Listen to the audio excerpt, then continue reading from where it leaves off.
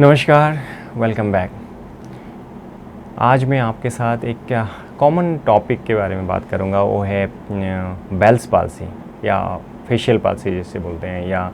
मुंह का जो फेस है वो उसका पैरालिसिस हो जाना। हमारे पास काफ़ी पेशेंट्स आते हैं, काफ़ी लोग आते हैं, काफ़ी कंसर्न भी होता है और होना भी चाहिए, क्योंकि ये फेस है, एक अपीयरेंस है, इसके साथ हम लोग सबके साथ बात करते हैं, या तो फेशियल अपीयरेंस में कुछ भी प्रॉब्लम आता है तो that makes us really concern. उसकी वजह से हमारा कॉन्फिडेंस भी डाउन हो सकता है। सो आज जो हम बात करेंगे वो बेल्स पाल्सी या फेशियल पाल्सी के बारे में बात करेंगे कि ये होता क्यों है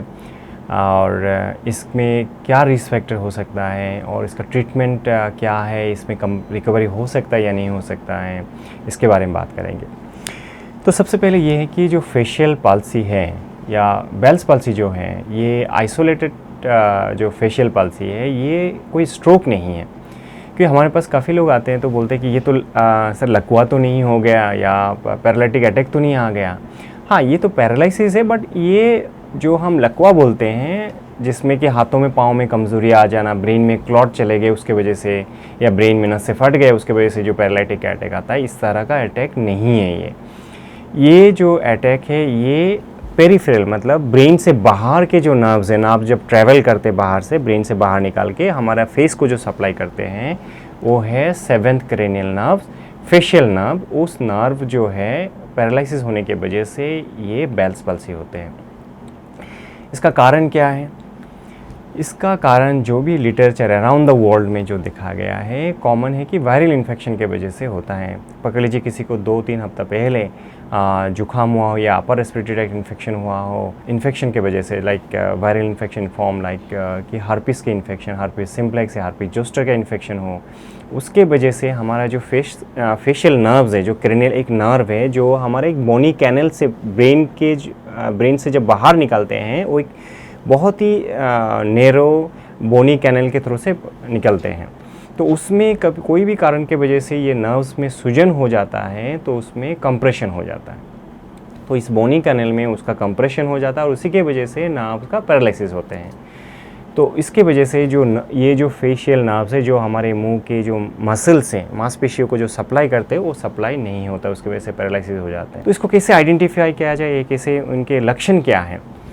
सो बेल्स पाल्सी का जो लक्षण है, वो लक्षण 2 से 3 घंटे के अंदर अंदर या आपको कुछ दिनों में धीरे धीरे ये हो सकता है। लक्षण में आपको ये हो सकता है कि मुंह टेढ़ापन होना,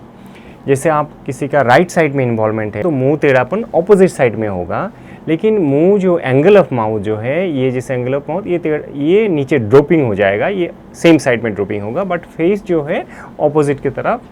डेविएट होगा। तो हमें लगा कि ये लेफ्ट साइड में मुंह टेढ़ापन लेफ्ट साइड में हो रहा है, तो शायद इस साइड में कोई प्रॉब्लम है। ऐसा नहीं है, ये ऑपोजिट साइड जो है, ये राइट साइड का ही प्रॉब्लम होता है। इस तरह ऑपोजिट से राइट या लेफ्ट कोई भी साइड में इन्वॉल्व हो सकता है। दूसरा प्रॉब्लम क्या है, उनको आँख बंद करने में मुश्किल होता है। जैसे आँख क्लोज करने की कोशिश करेंगे तो आँख अच्छा से क्लोज नहीं हो पाते हैं, खुला रहता है, जैसे ऑपोजिट साइड से करके आँखें खुला रहेंगे। तीसरा है कि उनकी जो आईब्रोज है, ऐसा हो सकता है कि थोड़ा शेगिंग हो जाए, ये नीचे की तरफ आ सकते हैं, या हमारे जो ये मार्किंग है ना, इसको बोलते हैं नेज़ोलेबियल फोल्ड। एक फोल्ड है ना यहाँ पे हमारा इस साइड दोनों तरफ, ये फोल्ड जो है ख़त्म हो जाता है, क्योंकि इसके वजह से जो कमज़ोरी फेशियल मसल्स का जो कमज़ोरी हो जाता है, उसके वजह से ये जो फोल्ड है, ये फोल्ड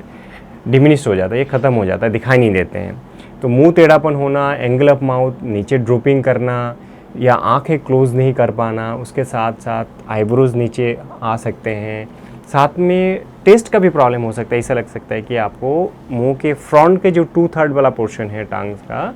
उसमें आपको टेस्ट पता ही नहीं चल रहा है, बट पीछे के पोर्शन में आपका टेस्ट नॉर्मल आएगा, बट फ्रंट की तरफ से आपको टेस्ट शायद ना पता चले। तो ये सारा कॉमन सिम्टम्स हैं जिसको किसी को भी इस तरह का तकलीफ़ होता है। और ये इग्नोर नहीं कर सकते हैं, क्योंकि आपको ऑब्वियसली आप जब भी मिरर में देखेंगे तो आपको या कोई भी आपको बताएंगे क्या हुआ, आपको मुंह तो टेढ़ापन लग रहा है, आपको या आंखें आपने बंद नहीं कर पा रहा अच्छा से, या आपको खाना खाने में मुश्किल होगा, आपको जैसे टेस्ट के बारे में मैंने बताया टेस्ट के प्रॉब्लम होंगे, उसके साथ साथ ये भी होंगे कि खाना जब चबाते हैं या तो आपको खाना यहाँ पर अटक जाएंगे, ऐसा हो सकता है उसी साइड में, या पानी पीने में मुश्किल होगा, पानी ड्रिपलिंग होगा एंगल ऑफ माउथ से, या आपको हुइसल करने में मुश्किल होगा, आपको फूकने में प्रॉब्लम होंगे क्योंकि हवा इस साइड से निकल जाएगा, है ना। तो एक तो फेस का जो अपीयरेंस है वो काफ़ी चेंज हो जाता है इसमें, और इसकी वजह से एक मेंटल टेंशन भी होता है, एक क्राइसिस सिचुएशन जैसा लगता है, क्या हो गया है। तो मैं इसमें ये जो सिम्टम्स मैंने आपको बताया है, नेक्स्ट है कि इसमें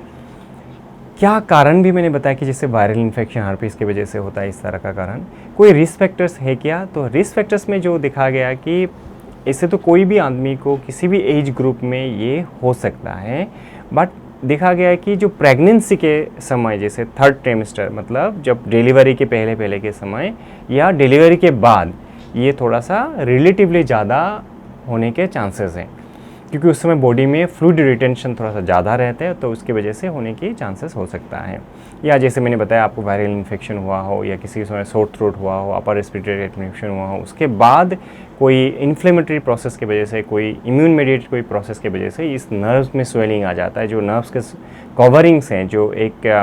माइलिन शीट बोलते हैं, उसके ऊपर भी स्वेलिंग आ सकता है, और उसी की वजह से इस तरह का प्रॉब्लम हो सकता है। अभी जो मेन कंसर्न जो है सबके लिए वही कंसर्न होता है कि प्रॉब्लम तो आ गया है बाबा, बट उसके आगे ट्रीटमेंट क्या है, रिकवरी होने का चांस है या नहीं है।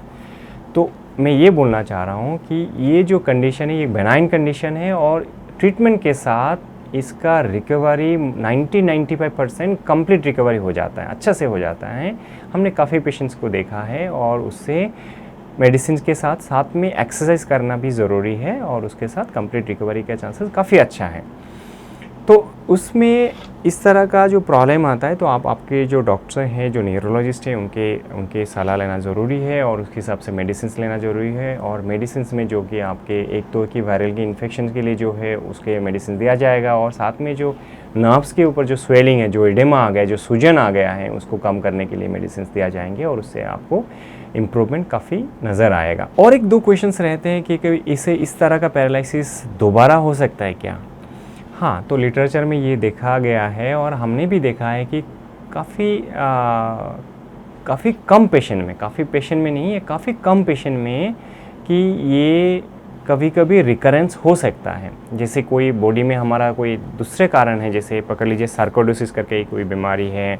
जिसमें हमें बॉडी में इन्फ्लेमेटरी जो प्रोसेस एक प्रकार चलते रहता है, या कोई ऑटो इम्यून डिजीज़ है, उस तरह का प्रॉब्लम में बार बार ये 7th नर्व का जो फेशियल नर्व है उसको इन्वॉल्वमेंट हो सकता है, सूजन आ सकते हैं, और उसकी वजह से पैरालिटिक अटैक आ सकते हैं। पर उसमें हमने भी ये देखा है कि उसके बाद भी, ट्रीटमेंट के बाद भी वो कंप्लीट रिकवरी हो जाता है।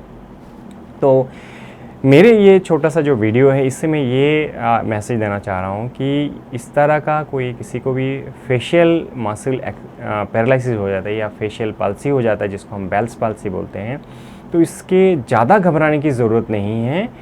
हाथों में, पाँव में कमज़ोरी आता है तो वो बेल्स पाल्सी नहीं है, तब ये हो सकता है कि ये स्ट्रोक हो, बट बेल्स पाल्सी स्ट्रोक नहीं है। बेल्स पाल्सी होता है जो फेशियल नर्व्स है उसको इन्वॉल्वमेंट की वजह से होता है, जो बाहर, ब्रेन के बाहर, जिसको पेरिफेरल नर्व्स है उसमें उसको सूजन होने की वजह से होता है, और ट्रीटमेंट के साथ ये कंप्लीट रिकवरी हो सकता है। तो अगले वीडियो में हम बात करेंगे कि इसका ट्रीटमेंट में हम क्या क्या देते हैं, एंड मोस्ट इम्पोर्टेंटली आपसे बात करेंगे कि जो फेशियल एक्सरसाइज के बारे में जो हम बता रहे थे, क्योंकि वो काफ़ी इंपॉर्टेंट चीज़ है फेशियल एक्सरसाइज करना,